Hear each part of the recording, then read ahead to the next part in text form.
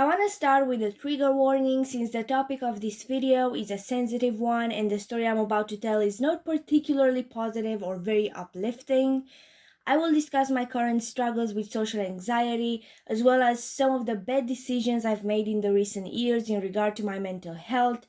Also, warning, some of these poor choices that I'm going to talk about could be mildly infuriating for some of you. I can be a selfish bitch sometimes, and although I'm not proud of it, I feel the need to talk about this aspect of myself too. The last thing to take into consideration is the fact that the story could also be sad at times. So if you're in a negative or vulnerable state of mind, I do not recommend this video in particular. However, I hope that at least some of you could relate and feel just a little bit more understood and validated in your battle with mental illness, especially if you're not very happy about your life right now or when you stand when it comes to coping with your anxiety. Or you can hate me, as I am not a very good example to follow. You will see more about this later. So here we go. Okay, social anxiety can be absolutely terrifying. It can terrorize and destroy someone's self esteem and self worth, as it almost did with mine. Moreover, even though I have other mental health issues, this particular disorder, for me personally, is the one that affected me the most.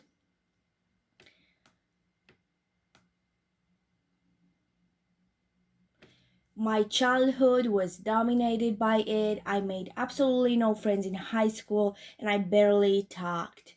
In fact, I have to admit that things didn't change much since then. I have zero friends right now. Years later, yep, I'm a loser, I know. And I'm not trying to be a victim here, but I think a lot of people can relate when I say that I was one of those kids whose parents didn't really approve of me going to therapy, so that was a bummer and it clearly made things much worse. Also, I live in Romania, a country that isn't necessarily known for dealing with people's mental health conditions in a very healthy and professional manner, so that didn't help either. Fortunately for me, things got better in that department, even though going to therapy or having a psychiatrist evaluate you still remains a taboo topic to this day.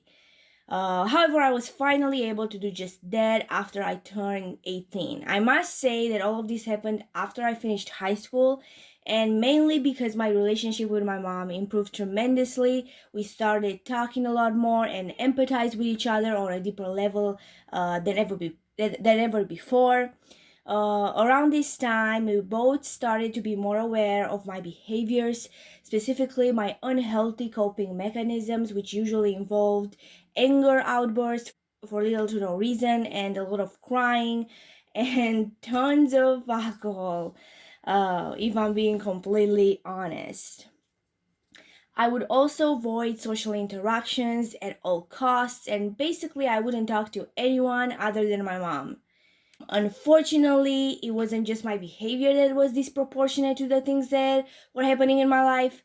My emotions, the anger, the hopelessness, the self hatred, they started to consume me, and I started talking about therapy with my mom again. This time around, however, my mom noticed and soon realized that I'm not doing great and my mental state is deteriorating. So she agreed to support me, especially through college, which I'm still attending, by the way. And I have to mention something really important here. I started college at the age of 21. That's right, I took a break from school and worked for a few years. So I was already a full grown up when my mom, in her endless kindness, informed me that she would financially support me and she would provide me with all the things that I needed, including therapy, which is absolutely amazing. I love my mom so much. I don't know what else I could tell you. She really wanted me to go to college, and we actually argued quite a bit about this in those gap years. But finally, after lists upon lists of pros and cons, I decided I would go to college. I thought that for some reason my anxiety would decrease in intensity and won't be such a pain in the ass for once. And I was actually so fucking excited about this. I thought this could be my chance to finally make some connections and have fun. Why not? I thought that I was strong enough to do that, and while I don't want to put myself down or insinuate that I was weak, when my anxiety got out of control, which happened very quickly, I spiraled into a horrible depression and, quite frankly, started to hate myself more than ever. So, what happened exactly? Well, despite my efforts to fight with my anxiety in different ways by going to therapy, reading, and completing tasks from all types of therapy workbooks, and even taking medication, ultimately, my fear of embarrassment, of seeming stupid in front of others, especially by mumbling, saying stupid stuff, or worse, having nothing to say, paralyzed me quickly. And the fact that I actually struggled a lot in trying to express myself verbally only fuels my insecurities and my fear of making a fool out of myself. I often forget words, and sometimes I am even incapable to form coherent sentences, let alone tell interesting stories and joke around. All of these shortcomings prove to me that my fear is not completely irrational, and while that is not bad in itself, I can't deny that it makes me feel like a complete failure sometimes. Now, getting back to my college experience. So, after only 1 week, my anxiety got so intense that I wanted to quit then and there. That's right, in that small amount of time, my anxiety became extremely debilitating and it was triggered by the most insignificant incidents. If you suffer with social anxiety, you know how it is. Someone looking at you funny can be triggering enough.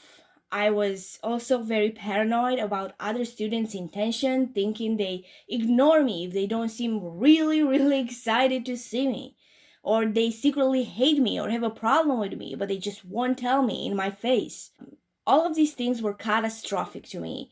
I felt like my life was over every time one of these cognitive distortions would take over my mind. One of these situations in particular led me to my breaking point at the end of week 1 of college. It was Friday and I was in my English seminar.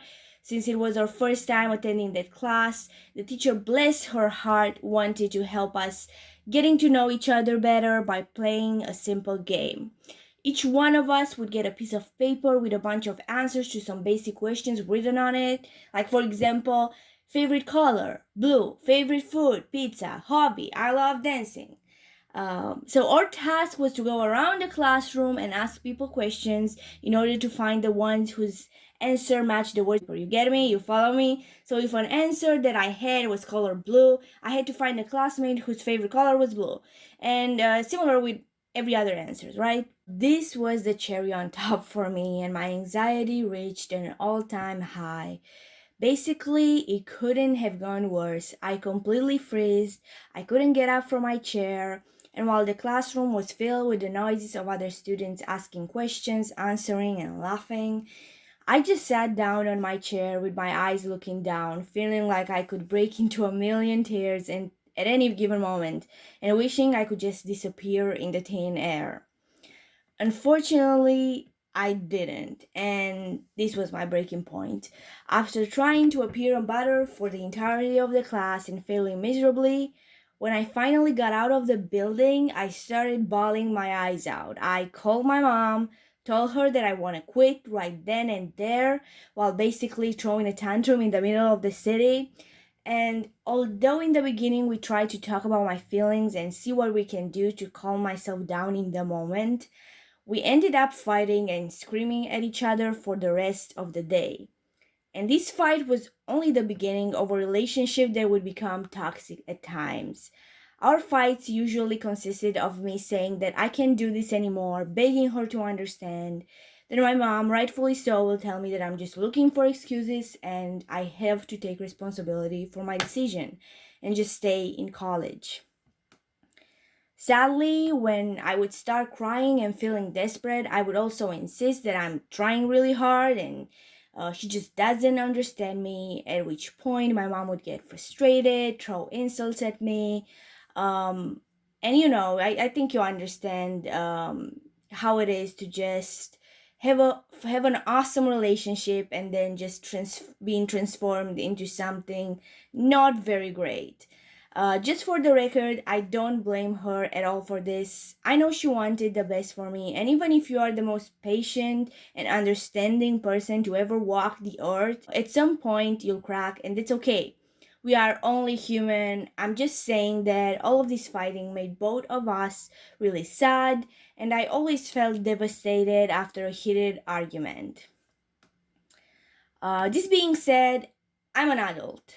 And I was an adult then. If I really thought that I can do this, I should have been mature enough to simply quit and accept that my mother isn't going to like this very much, but still do it for myself. Instead, because I didn't want to disappoint her, I would always cave and promise her that this time I'm serious about college and I will not give up. By the way, arguments like this happen at least once a week for a few months, I would say. And after that, I started to feel a disconnection from my mom. I felt like our discussions didn't lead anywhere. We became distant from each other, and although we still lived together at that point. And I'm not saying that I was, but I felt alone and misunderstood. So I decided that I'm gonna lie. Bad idea, I know. So what happened is that I was kind of attending college, barely showing up, lying to my mom about going to my seminars, and always fearing that I'm gonna fail my exams and I will disappoint my mom even more. I realize now, and honestly, I think I realized this then too, that this whole situation was so unfair to my mom. She supported me through thick and thin, and I wasn't keeping my word and my promises. Things went on like this for a while, but of course, she eventually found out a lie has no legs, as they say. And when that happened, she was very disappointed. After all, I betrayed her trust, so what else could I expect? But the most shocking and interesting part in all of this was that she wasn't mad at me, or at least not for long. She actually forgave me almost immediately and helped me once again. She encouraged me to take my exams, even if there was a high possibility for failure, considering the fact that I missed most of my classes. And she told me to just try and give my best, and that's enough for her. My mom is so great, and I'm incredibly lucky. And also, luckily, I managed to pass enough of them to get into my final year, but man, I barely passed. If I would have failed one more exam, I would have failed the entire year. And honestly, it's crazy to me that I didn't. Which leads me to the present moment. It's my final year of college, and like a lot of other students, I take my classes online now because of the pandemic, of course. By the way, stay safe and wear your mask everywhere. Thank you. To be honest, I still doubt I can finish it. I am scared of failure, especially considering all the exams from the previous years overlapping with the exams that I have to take now. So I don't know, man. Wish me luck. However, I am willing to give myself another chance, as my mom did, and hopefully this story will have a happy ending. So that's right, there you have it. This is the end of the video, and if you made it this far, congratulations. Thank you so much. I highly appreciate it. I hope my story didn't put anyone in a bad mood or discouraged anyone in their journey of recovery. I guess the main reason why I decided to talk about this is because while recovery is the ultimate goal and the most important thing, I don't know about you, but sometimes I just don't want to hear advice. Sometimes I feel more relieved when I can just relate to someone, to that feeling of not being alone in my struggles. Also, I just want you to know that it's okay if at this particular moment you're not exactly where you want to be, you're not very proud of yourself, and you didn't figure things out yet. Uncertainty is part of the process most of the time, and you deserve another chance. Even if you don't believe in yourself yet, that's okay. Okay, I'm gonna stop talking now. Have a nice day, and I'll see you next time.